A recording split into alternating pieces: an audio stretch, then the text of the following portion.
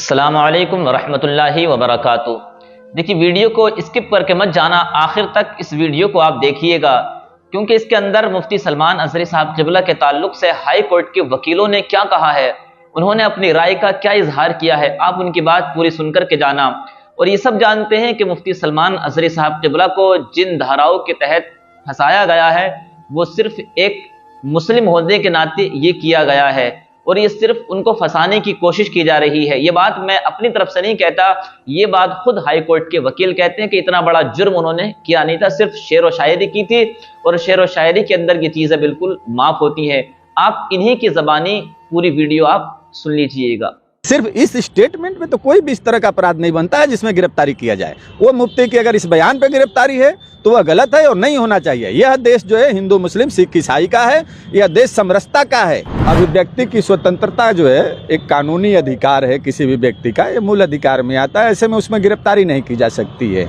अगर अन्य कोई पहलू उसमें नहीं जुड़ा हो तो इस खाली स्टेटमेंट के आधार पर उनको गिरफ्तार नहीं किया जा सकता है। ये पहली बार देश में हेमंत सोरेन के प्रकरण में हुआ है कि हेमंत सोरेन को गिरफ्तार कर लिया गया और जो है उस पद पे दूसरा कोई व्यक्ति ना तो वो कार्यवाहक रहा, ना ही कोई व्यक्ति वहाँ पे मुख्यमंत्री आया। तो यह संवैधानिक अड़चन है। देश में पहली बार ऐसा हुआ है जो ईडी ने भी गिरफ्तार किया है। ऐसा नहीं होना चाहिए। संविधान का एकदम जो धज्जी उड़ गई है जो हेमंत सोरेन वाला प्रकरण है, तो वहाँ पर जो हेमंत सोरेन की जो गिरफ्तारी की गई है वह गलत हुआ है और इसका उनको खामियाजा भुगतना पड़ेगा लोकसभा के चुनाव में, ये जान लीजिए। तो चाहे ईडी हो चाहे सीबीआई हो, इसका अपने लिए केंद्र में सत्ता बनाने के लिए उसके पदों का दुरुपयोग कर रहे हैं ये लोग।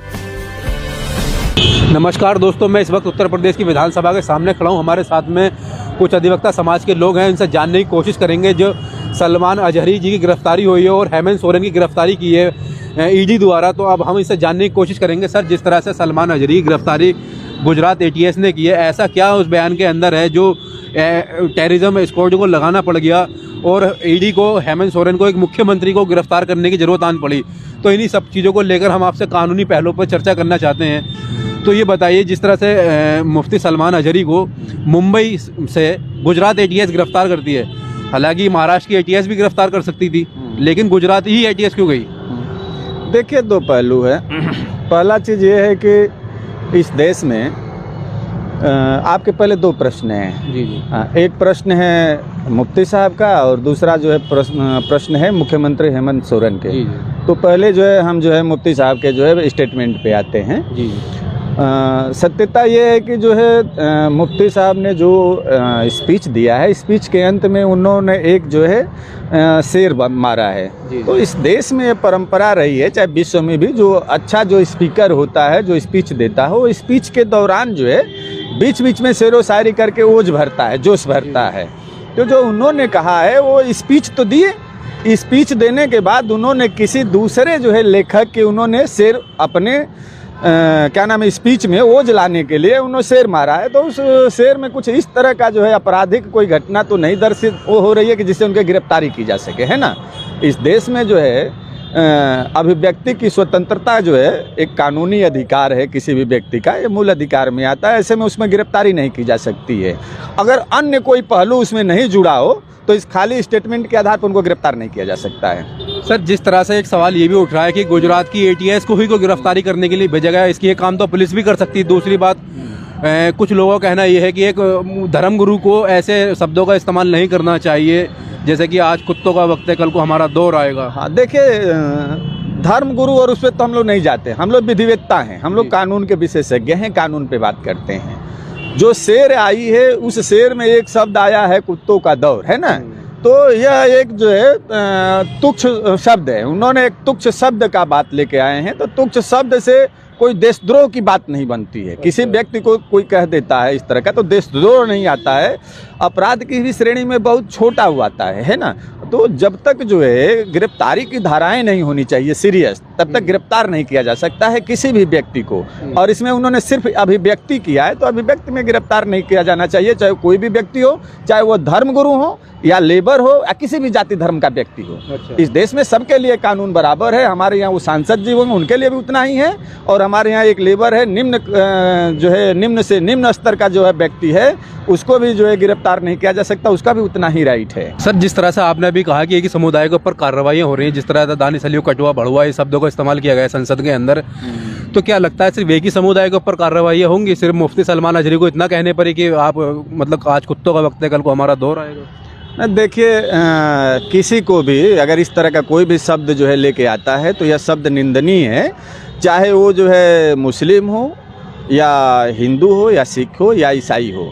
किसी भी धर्म के व्यक्ति को अगर यहाँ पे उसके जाति धर्म लिंग को लेकर के और कोई इस तरह की जो है टिप्पणी की जाती है तो यह निंदनीय है। और विधानसभा में कोई इस तरह का शब्द की कार्रवाई कर रहा है तो विधानसभा में ऐसे कोई कार्रवाई कर रहा है तो विधानसभा का जो अध्यक्ष होता है या पार्लियामेंट का जो अध्यक्ष होता है उसको जुडिशियल पावर भी है, वो वहीं पर उनके विरुद्ध जो है आदेश पारित कर सकता है, लेकिन ऐसा नहीं हो रहा है। यह देश का दुर्भाग्य है। जिस तरह से देश के अंदर लोग भारतीय जनता पार्टी की सरकार है और ये शब्द कहने वाले भी उनके सांसद ही थे, और अब जिस तरह से मुफ्ती सलमान अजहरी को गिरफ्तार किया गया, गुजरात ATS ने किया, भाजपा की सरकार है वहाँ पर, तो क्या लगता है 2024 के चुनाव से पहले देश का सांप्रदायिक मुद्दे को चुनाव लड़ना चाहते हैं? भाजपा की सरकार का ही बात नहीं है, कहीं का भी जो है ATS का मतलब होता है कि वह जो है देश में आतंकवादी संबंधित कोई भी गतिविधि हो, है ना, चाहे देशद्रोह से संबंधित व्यक्ति हो, तो कहीं की भी जो है पुलिस जो ATS में जो तैनात है वह उसमें गिरफ्तारी कर सकती है। लेकिन यहाँ पे ये प्रकरण होता है कि क्या जो है जो मुफ्ती हैं उन्होंने क्या इस तरह का अपराध किया है, जो अपराध जो है ATS की जो है श्रेणी में इन्वेस्टिगेशन का आता है। बात यहाँ पे आती है तो जो बयान है वो बयान देशद्रोह की श्रेणी में नहीं आता है अगर अन्य कड़ी कोई नहीं जुड़ती है। अब यह जो ATS ने तो यही कहा, सिर्फ उनका इसी बयान के ऊपर गिरफ्तारी की है जो उन्होंने अभी। देखिए, अब ये प्रथम दृष्टिया जो है विवेचना का यह विषय है, प्रथम दृष्टिया विवेचना के विषय में गिरफ्तारी किए हैं वो गलत है अगर कोई कड़ी उनसे नहीं जुड़ती है। अगर कोई कड़ी नहीं जुड़ती है तो ATS भी छोड़ेगी। इस देश में जो है इन्वेस्टिगेशन का जो है जो पार्ट है, इन्वेस्टिगेशन में अगर उनको अन्य कोई कड़ी मिली होगी तब तो उनकी वो है, लेकिन सिर्फ इस स्टेटमेंट में तो कोई भी इस तरह का अपराध नहीं बनता है जिसमें गिरफ्तारी किया जाए। वो मुफ्ती की अगर इस बयान पे गिरफ्तारी है तो वह गलत है और नहीं होना चाहिए। यह देश जो है हिंदू मुस्लिम सिख ईसाई का है, यह देश समरसता का है। यहाँ पे सारे व्यक्तियों को जो है प्रेम से यहाँ पे रहते हैं। यहाँ पर हिंदू मुस्लिम ही जो है इस देश की जो है युद्ध को लड़ा है। यहाँ के स्वतंत्रता संग्राम में दोनों के खून बहे हैं और उन दोनों के खून बहने के बाद यह देश आज़ाद हुआ है। तो ऐसे में कहना कि मुस्लिम इस देश में वो ना रहे, उनको अपशब्दों का प्रयोग किए, ये हम लोग होने नहीं देंगे। हम लोग जो है अगर कोई भी व्यक्ति इस तरह की बात लेकर के आता है कि उसके साथ जो है नस्ल भेद हुआ है, जाति धर्म भेद हुआ है और हमारे पास आता है तो हम उसको न्यायपालिका से उसको न्याय दिलाएंगे। और मुफ्ती साहब के भी अगर लोग आएंगे तो मुफ्ती साहब के लोगों को भी हम न्याय दिलाएंगे।